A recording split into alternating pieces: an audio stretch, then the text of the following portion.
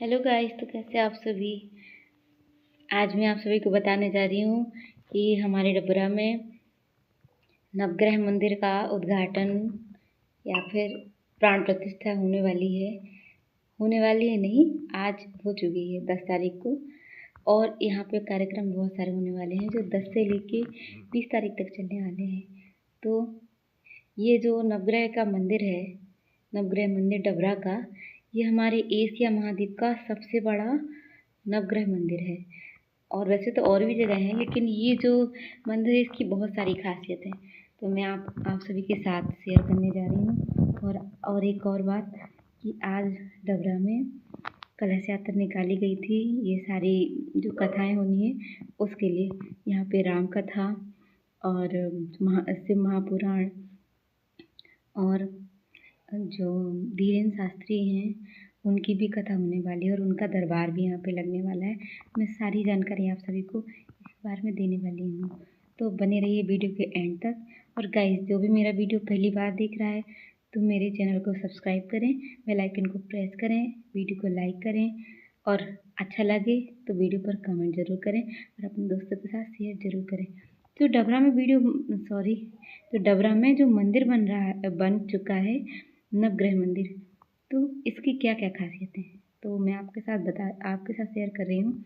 तो जो ये मंदिर है ये डॉक्टर नरोत्तम मिश्रा ने बनवाया है, जो कि पूर्व गृह मंत्री रह चुके हैं।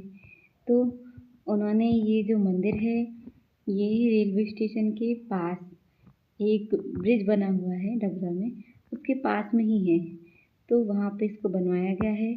और ये जो मंदिर है इसका पूरा परिसर 4000 एकड़ में फैला हुआ है। अब आप समझ सकते हैं 4000 एकड़ कितना बड़ा परिसर होता है। तो इसका जो पूरा परिसर 4000 एकड़ का है और 12 एकड़ में सिर्फ मंदिर बना हुआ है। तो ये मंदिर बहुत ही भव्य और बहुत ही सुंदर है। आप सभी अपनी लाइफ में एक बार ज़रूर इसको विज़िट करिए, आपको खुद लगेगा कि शायद हमने कभी नहीं देखा। और यहाँ पे सारे जो नवग्रह से तो हमें नाम से समझ ही आ रहा है कि जो भी हमारे 9 ग्रह हैं उन सभी ग्रहों की मूर्ति और उनकी पत्नी और उनके वाहन सभी का जो प्राण प्रतिष्ठा है यहाँ पे की जा रही है। तो ये मतलब हर जगह है भारत में, लेकिन ये पूरे एक साथ कहीं पर नहीं है।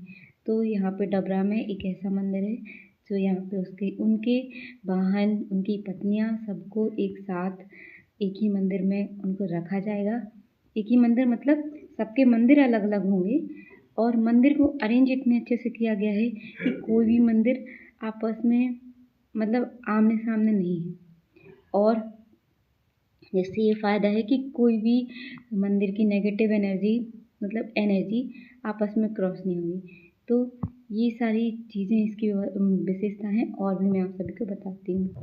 तो ये सब जानने से पहले हम एक चीज़ जान लेते हैं कि यहाँ पे कार्यक्रम कैसे कैसे होने वाले हैं। तो आज 10 तारीख है, 10 फरवरी, तो आज के हिसाब से कलश यात्रा थी और जो कि निकल चुकी है। और कलश यात्रा इतने भव्य तरीके से निकली गई है, जिन्होंने देखी है वही समझ सकते हैं। खैर, मैं तो नहीं पहुंच पाई थी क्योंकि मैं अपनी ड्यूटी पर थी। उसके बाद जैसे ही मेरी छुट्टी हुई तो वो निकल चुकी थी, लेकिन मैंने देखा वीडियोस में और मुझे लगा कि काश मुझे देखनी चाहिए थी। तो जिनने कुंभ की हालत देखी है वो तो समझ ही सकते हैं कि कुंभ में कितनी भीड़ थी। उसी प्रकार की भीड़ यहाँ पे हुई, और लेकिन भीड़ की वजह से कुछ लोगों का नुकसान भी हो गया, जो कि एक अच्छी बात नहीं थी। लेकिन क्या कर सकते हैं, भीड़ तो नुकसान पहुंचाती है। तो यहाँ पे मैंने सबसे सुना कि 50-60 हज़ार जो महिलाएं हैं वो कलश यात्रा में उपस्थित थी। और यहाँ पे जब मतलब रैली निकाली गई थी कलश यात्रा के पहले, कुछ दिन पहले, तो सभी को साड़ियाँ बांटी गई थी, पीले कलर की साड़ियाँ। तो वो गली गली में, हर गली में जाके पीली साड़ियाँ बांटी गई थी। और कलश यात्रा के लिए जो कलसियाँ होती हैं ना, पानी भरने वाली छोटी छोटी, वो सबको बांटी गई थी। तो इस चक्कर में बहुत ज़्यादा भगदड़ मच गई और कम से कम 2-3 महिलाओं की तो मौत भी हो चुकी है बुरे तरीके से। और बहुत सारी घायली हो चुकी हैं, तो ये थोड़ा सा बुरा हो गया। लेकिन और मतलब ये सिर्फ सामने आया है और असलियत पता नहीं कि क्या हो गया, कि क्यों, मतलब कैसे, कितने लोग घायल हुए हैं, ये एक्चुअल में भी पता नहीं चल पाया है। तो एक चीज़ और है कि जो जिस हॉस्पिटल में जॉब करती हूँ उसका कैंप भी वहाँ पर लगा हुआ है, तो वहाँ पर निःशुल्क मेडिसिन, निःशुल्क सुविधाएं वहाँ पे दी जा रही हैं। और तो अपन चलते हैं इसकी विशेषताओं की ओर। हाँ, तो मैं कथा के बारे में बात कर रही थी। तो सबसे पहले होने वाली है आचार्य प्रदीप मिश्रा की कथा, जो कि शिव पुराण है। वो 11 से 13 फरवरी को होने वाली है और 14 से 16 फरवरी को होने वाली है डॉक्टर कुमार विश्वास की राम कथा, वो भी यहीं नवग्रह मंदिर में। और उसके बाद होगी धीरेन्द्र कृष्ण शास्त्री, जो पंडित धीरेन्द्र कृष्ण शास्त्री हैं, उनकी कथा होगी और उनका दरबार भी लगेगा 17 से 20 तारीख तक। तो गाइस, जो भी इच्छुक हैं नवग्रह मंदिर को देखने के लिए, कथा को सुनने के लिए, तो ज़रूर यहाँ पर उपस्थित हूँ। यहाँ पर भंडारे की व्यवस्था भी है और मेडिकल सुविधाएं भी उपस्थित हैं और व्यवस्था भी अच्छी है, तो आप लोग आ सकते हैं। और भी अपन इसकी मतलब ये जो अभी यहाँ का शेड्यूल तैयार हुआ है, ये मैंने आपको बताया। जो ज़्यादा से ज़्यादा आप अपने दोस्तों, जो लोग भी इसको ज्वाइन करना चाहते हैं, उनके साथ शेयर करिए, ताकि लोग इसमें जुड़ पाएँ और पुण्य लाभ कमा पाएँ, उसका हिस्सा आप भी बन सकते हैं। तो ज़रूर शेयर करिए। तो अपन चलते हैं इसकी विशेषताओं पर। तो जो नवग्रह मंदिर है, ये अंतर्राष्ट्रीय मतलब इंटरनेशनली इसकी पहचान बन चुकी है। अब आप समझ सकते हैं कि देखने के लिए तो डबरा बहुत बड़ा शहर नहीं है, ये एक तहसील है और मतलब एक छोटा ही शहर है, लेकिन इसकी पहचान बन गई है नवग्रह मंदिर से, जो कि एक इंटरनेशनल अंतर्राष्ट्रीय आध्यात्मिक पर्यटन केंद्र है। जो मैंने बताया, एशिया का पहला नवग्रह मतलब पहला और बड़ा नवग्रह मंदिर, जहाँ सारे नवग्रह देवी देवताएं एक साथ विराजमान हो चुके हैं। उनकी प्राण प्रतिष्ठा के लिए यहाँ पर पूरे 10 दिन तक यज्ञ कराए जाएंगे, हवन होगा और बहुत सारे जो धर्म पुण्य महात्मा हैं, ऋषि हैं, वो यहाँ पर आके अपना योगदान देंगे। अपन जान लेते हैं कि कौन कौन है वो ऋषि मुनि, उनके कुछ नाम हैं जो जिनकी उपस्थिति पूरे 10 दिन तक रहेगी। समारोह मतलब जो ये समारोह हो रहा है, उसके दौरान दाती महाराज, पांडोकर सरकार और रावतपुरा सरकार, ये जो मतलब 3 लोग हैं, 3 ऋषि मुनि हैं, इनकी जो उपस्थिति है वो पूरे 10 दिन तक रहेगी और ये हवन कराएंगे पूरे 10 दिन तक सभी देवी देवताओं के लिए। ज्योतिष और विज्ञान के अनुसार नवग्रहों की जो स्थापना है वो कराई जा रही है। जो सभी जो नवग्रह या देवी देवता हैं, उनकी जो स्थापना है वो सिर्फ आध्यात्मिक रूप से नहीं की जा रही, वो मतलब सिर्फ आध्यात्मिक नहीं, वैज्ञानिक और आध्यात्मिक दोनों तरकीबों को मिला के इसकी स्थापना हुई है, जो कि वैज्ञानिक रूप से भी मतलब सेटिस्फाई करती है वैज्ञानिक रूल्स को भी। तो इसमें हम और भी विशेषताएं जानेंगे आगे वीडियो में, तो वीडियो को पूरा ज़रूर देखें, आप सभी से एक निवेदन है। तो जो मंदिर बनाए गए हैं नवग्रह सभी देवी देवताओं के लिए, उनकी एक खासियत है कि जो मंदिर हैं वो किसी भी मतलब जो 9 मंदिर हैं, वो कोई भी मंदिर एक भी आमने सामने नहीं है। इससे ये फ़ायदा है कि जो सभी देवी देवता हैं, उनका जो नकारात्मक प्रभाव है वो क्या होगा, संतुलित रहेगा। और जो मंदिर है वो 3 तलों में डिवाइडेड है, मतलब 3 तलों में बना हुआ है। मतलब पहला है भूतल, या जिसको हम कहते हैं ग्राउंड फ्लोर भी कहते हैं, दूसरा फर्स्ट फ्लोर और प्रथम तल, और तीसरा है सेकंड फ्लोर और द्वितीय तल। जो भूतल है या फिर ग्राउंड फ्लोर है, इसमें जो नवग्रह देवी देवता हैं उनको, उनके वाहनों को वहाँ पर रखा गया है और उनकी जो मूर्तियाँ हैं वो संगमरमर से बनाई गई हैं। और आ जाते हैं फर्स्ट फ्लोर पे, जिसको हम प्रथम तल भी कहते हैं। इस वाले तल पर जो मुख्य देवता हैं, तो जो नवग्रह में मुख्य देवता हैं वो है सूर्य देवता। तो उसमें रखा गया है सूर्य देव के लिए। तो जो सूर्य देव की मूर्ति है, सूर्य देव अपनी 2 पत्नियों के साथ विराजमान है। तो गाइस, अपनी चर्चा चल रही थी कि जो सूर्यदेव हैं उनकी 2 पत्नियां हैं। तो कोई जानता है कि सूर्यदेव की 2 पत्नियों के नाम क्या क्या हैं? जो भी जानता हो कमेंट में ज़रूर बताइए। देखते हैं कि किसको अपने धर्म के बारे में, जो सूर्य देवता हैं हमें डेली धूप देते हैं, और तो कौन किसको उनके बारे में जानकारी है, तो कमेंट में ज़रूर बताइए। वैसे तो हमें जानकारी होनी चाहिए, बहुत ही बेसिक नॉलेज है। तो आप लोग ज़रूर बताइए, मैं तो बता ही दूँगी। तो उनकी 2 पत्नी थी, एक थी संज्ञा, जिसको संजना भी कहते हैं, और उनकी ही और एक और पत्नी थी, मतलब जो संज्ञा हैं उनकी ही परछाई, जिनको कहते हैं छाया या फिर, हाँ, तो छाया और स्वर्णा। छाया का नाम था स्वर्णा भी। तो जो पहली पत्नी उनकी थी, पहली पत्नी संज्ञा और संजना, उनके भी 3 बच्चे थे, जिनमें यम, यमुना और वैवस्वत मनु, ये बच्चे थे संजना या संज्ञा के। और जो छाया है, स्वर्णा जिनको कहते हैं, कोई जानता है इनके बच्चे? सभी जानते हैं, न्याय के देवता कहे जाते हैं, और वो सच में न्याय के देवता हैं। और जिनकी एक बार बुरी दृष्टि पड़ गई तो इंसान का पूरा रुख बदल जाता है। तो कौन है वो, कमेंट में ज़रूर बताइए। लेकिन आप लोग तो बताएंगे, जब बताएंगे मैं तो बता ही देती हूँ। तो वो है शनि देवता। शनि देवता को तो आप सभी जानते हो। तो उनके 3 बच्चे थे, शनि देवता, तप्ती और सावर्णी मनु। तो ये 3 बच्चे थे। वैसे तो और भी इनकी 2 पत्नियां मानी जाती हैं, लेकिन मुख्य रूप से 2 ही हैं। और पता नहीं, मैं तो 2 ही जानती हूँ। और भी शास्त्रों में और भी पत्नियों का इनका वर्णन, इनकी 2 पत्नियों का और वर्णन है, जिनका नाम रागई और एक और प्रभा है। उनको उषा भी उनका दूसरा नाम है। तो कुल मिला के ये उनके परिवार का नाम है। तो सूर्यदेव के बारे में तो हमने जान ही लिया। तो यहाँ पर जो नवग्रह मंदिर में सूर्यदेव अपनी 2 पत्नियों के साथ विराजमान है।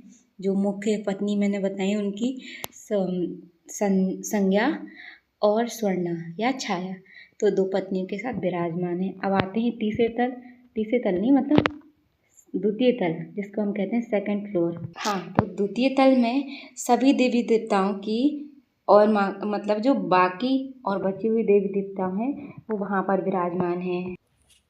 तो इसके साथ ही यहाँ पर सिर्फ मंदिर नहीं है। तो गाइस, अपन ने बात कर ली थी कि जो नवग्रह मंदिर है उसमें 3 फ्लोर हैं। उसके बाद अपन आ जाते हैं कि वहाँ सिर्फ नवग्रह मंदिर अकेला नहीं है, वहाँ पर एक नक्षत्र वन भी बना हुआ है और एक सरोवर भी बना हुआ है। वहाँ पे जल की परिक्रमा, मतलब जो सरोवर बना हुआ है, मानसरोवर उसको कहते हैं, उसका नाम है, तो उसकी परिक्रमा करने के लिए भी पूरी व्यवस्था है वहाँ पर। तो ये सिर्फ मतलब ये सिर्फ दिखावे के लिए नहीं बना गया, इसका भी वैज्ञानिक प्रमाण है कि जल संतुलन। तो गाइस, तो मैं जल मानसरोवर और की बात कर रही थी। तो जल संतुलन और ऊर्जा संतुलन का एक वैज्ञानिक सिद्धांत है, जिसके लिए ये जो मानसरोवर है वो बनाया गया। और जितने परिसर में मंदिर बना हुआ है उतने ही परिसर में मानसरोवर भी बनाया गया है। तो जो ये मंदिर है सिर्फ आध्यात्मिक सोच नहीं, सिर्फ वैज्ञानिक सोच पर भी आधारित है। तो जो नवग्रह मंदिर है, इसकी जो शैली है वो द्रविड़ शैली है, जो कि अपने आप में भव्य वास्तुकला को बताती है। और यह शैली दक्षिण भारत में बहुत ही ज़्यादा प्रसिद्ध है। जो द्रविड़ शैली दक्षिण भारत की प्राचीन और प्रसिद्ध स्थापत्य कला है। और यहाँ पर 9000 वर्ग फीट में नक्षत्र वन का भी निर्माण किया गया है। यहाँ पे नक्षत्र के हिसाब से अलग अलग वृक्षों को लगाया गया है और उनकी परिक्रमा करने की भी व्यवस्था बनाई गई है। ऐसा माना जाता है कि इन जो वृक्षों की परिक्रमा करने से, जो ये नक्षत्र वृक्ष हैं, इनकी परिक्रमा करने से मतलब हमें नवग्रह पूजा का फल प्राप्त होता है सिर्फ परिक्रमा करने से। आप समझ ही सकते हैं कि कितना प्रभाव है इस नक्षत्र वन का। तो आप लोग ज़रूर एक बार विजिट ज़रूर करिए यहाँ पे। मैं तो गई हूँ, मुझे तो बहुत अच्छा लगा और रियल में बहुत अच्छा बना हुआ है। और उसकी जो स्थापत्य कला है, द्रविड़ शैली, बहुत ही अच्छे तरीके से उसको यूज़ किया गया है। और ये बनाया गया है काशी के कारीगरों द्वारा, जो कि 2.5 साल की मेहनत में इसको बनाया गया है और 400 कारीगरों ने इसको बनाया है। अब आप खुद समझ सकते हैं, बहुत ही विशाल और बहुत ही सुंदर ये मंदिर बना हुआ है। जो नक्षत्र वन है, इसकी परिक्रमा करने से ऐसा कहते हैं कि जीवन के सारे जो कष्ट हैं वो नष्ट हो जाते हैं। और यहाँ की जो मूर्तियाँ हैं वो अष्टधातु से बनी हुई हैं और सफ़ेद संगमरमर का, और कुछ मूर्तियाँ सफ़ेद संगमरमर से भी बनी हुई हैं। तो जो ये मूर्तियाँ हैं, यह मूर्तियाँ मंदिर को वर्ल्ड क्लास नवग्रह मंदिर बनाती हैं। तो आप समझ ही सकते हैं कि वर्ल्ड का नाम जोड़ रहे हैं तो मतलब इसकी कुछ तो खासियत होगी। तो आप सभी को एक बार ज़रूर विजिट करना चाहिए। ये मंदिर अपने आप में बहुत भव्य है। तो गाइस, जो ये मंदिर है इसमें 108 स्तंभ या पिलर बने हुए हैं। तो 108 स्तंभ और पिलर का भी अपना महत्व है। जो 108 नंबर है वो हिंदू धर्म में बहुत ही पवित्र संख्या के रूप में माना जाता है, क्योंकि हिंदू धर्म के हिसाब से 27 नक्षत्र होते हैं और प्रत्येक नक्षत्र के लिए 4 दिशाएं होती हैं। तो जो नक्षत्र हैं उसमें अगर हम 4 का गुणा करेंगे तो हमें 108 ही मिलते। तो इसीलिए बहुत से लोग इसको सकारात्मक ऊर्जा का एक सोर्स भी मानते हैं, क्योंकि इसकी जो बनावट है वो अपने आप में ही बहुत ज़्यादा खास है। गाइस, अपन इतना जाना है ही तो एक चीज़ और जान लेते हैं कि जो 9 ग्रह हैं उनका हमारे जीवन पे क्या प्रभाव पड़ता है। तो चलते हैं देखने के लिए। सबसे पहले होता है सूर्य। सूर्य हमारी लाइफ में करता है आध्यात्मिक, स्वास्थ्य और नेतृत्व। तो ये हमारे सूर्य ग्रह के हमारे जीवन पर प्रभाव हैं। अब हम चलते हैं चंद्र ग्रह के ऊपर, जो हमारी मन और भावनाएं और मानसिक शांति के लिए इसको माना जाता है। अब आते हैं मंगल के ऊपर। तो जो मंगल ग्रह है वो हमारी साहस, भूमि और ऊर्जा के लिए माना जाता है। उसके बाद हम आ जाते हैं बुध ग्रह। तो बुध ग्रह हमारी बुद्धि, व्यापार और वाणी के लिए इसको माना जाता है, रिस्पॉन्सिबल होता है। और उसके बाद आते हैं हम बृहस्पति पर। तो बृहस्पति ग्रह हमारे धर्म, ज्ञान और भाग्य के लिए इसको माना जाता है। उसके बाद आते हैं हम शुक्र के ऊपर। शुक्र ग्रह हमारे प्रेम, वैवाहिक सुख और ऐश्वर्य। तो जो शुक्र ग्रह है वो हमारे प्रेम, वैवाहिक सुख और ऐश्वर्य के लिए इसको रिस्पॉन्सिबल माना जाता है। और अब हम आ जाते हैं शनि ग्रह के ऊपर। तो ये हमारे न्याय, कर्म और संघर्ष के लिए इसको रिस्पॉन्सिबल माना जाता है। उसके बाद हम आते हैं राहु के ऊपर, राहु ग्रह के ऊपर। तो यह भौतिक सुख, राजनीति और अचानक परिवर्तन के लिए इसको रिस्पॉन्सिबल माना जाता है। उसके बाद आते हैं हम केतु के ऊपर। तो केतु मोक्ष, आध्यात्म और वैराग्य के लिए इसको रिस्पॉन्सिबल माना जाता है। तो ये बेसिक चीज़ें तो हमने जानी, लेकिन 9 ग्रहों को क्यों हमारी लाइफ में इम्पोर्टेंस दी जाती है। और गाइस, आप सभी के मन में ये लग रहा होगा कि कौन कौन से ग्रह नवग्रह मंदिर में स्थापित होंगे, मतलब देवता। उसमें हैं, उनके नाम भी हम बता देते हैं। तो वो हैं सूर्य, चंद्र, मंगल, बुध, बृहस्पति, शुक्र, शनि, राहु और केतु। ये सारे जो नवग्रह देवता हैं वो हमारे नवग्रह मंदिर में, दबरा के नवग्रह मंदिर में स्थापित हो गए हैं और उनकी आज 10 तारीख को प्राण प्रतिष्ठा भी हो चुकी है। गाइस, मैं 108 नंबर के बारे में बात कर रही थी। एक चीज़ तो मैं बताने ही भूल गई आप सभी को कि जो 108 नंबर है ना, वो उसको हिंदू धर्म बहुत ही पवित्र माना गया है और उसको एक नाम भी दिया गया है।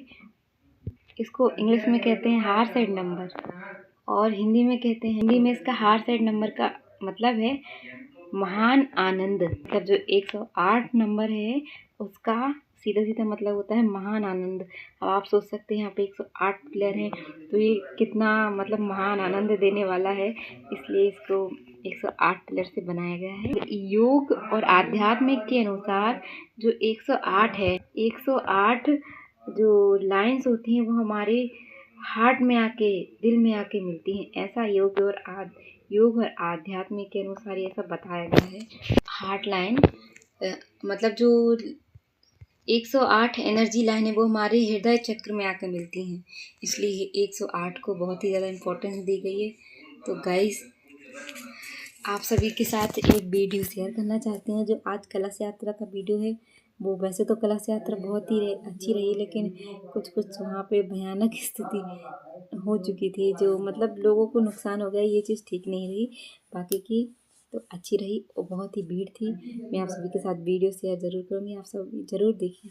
तो गाइस, लास्ट में मतलब अभी लास्ट में नहीं, मैं आप सभी के साथ वो वाला वीडियो शेयर करती हूँ, उसके बाद आप देखना। तो गाइस, आप सभी से रिक्वेस्ट यही है कि अगर आप लोग को मेरा वीडियो अच्छा लगा तो दोस्तों के साथ शेयर ज़रूर करें, कमेंट करें अगर अच्छा लगे तब, नहीं तो कोई बात नहीं है। और अगर आप लोग को वीडियो इन्फॉर्मेटिव लगा हो तो अपने दोस्तों के साथ ज़रूर शेयर करें। तो मैं आप सभी के साथ कलश यात्रा का वीडियो शेयर कर रही हूँ। तो गाइस, आप अभी देख सकते हैं कि भीड़, आप देख सकते हैं कितनी खतरनाक भीड़ है कलश यात्रा में। और जो सभी महिलाएं एक जैसे कपड़े पहनी हुई हैं, ये मतलब मंदिर की तरफ से जो नरोत्तम मिश्रा है उनकी तरफ से ये साड़ी बटवाई गई है महिलाओं को। और बहुत ही ज़्यादा भीड़ है, जिस तरीके से जिसने भी कुंभ देखा है अभी जो लगा हुआ था 2025 में, वो समझ सकते हैं कि किस प्रकार की भीड़ कुंभ में थी, उसी प्रकार की भीड़ यहाँ पर हुई थी। और बहुत ही अच्छी रही कलश यात्रा। और जो ये कलश ये लोग अपने सिर पे रखेंगे, ये भी उनकी तरफ से दिए गए थे। और कलश यात्रा तो बहुत ही अच्छी रही। और गाइस, तो मैंने इस वीडियो के एंड में मतलब इस जो मैं रिकॉर्ड करी उसके पहले एक वीडियो ऐड कर दिया है जो कि कलश यात्रा का है। तो आप सभी देख ही सकते हैं किस प्रकार से भीड़ थी कलश यात्रा में। और गाइस, तो पूरा वीडियो देख के बताइए आप सभी को वीडियो कैसा लगा। तो आज के लिए बस इतना ही, मिलते हैं अगले ब्लॉग में। तब तक बने रहिए मेरे चैनल पर, अपना सपोर्ट करिए। और आज के लिए बस इतना ही, मिलते हैं अगले ब्लॉग में। Bye guys.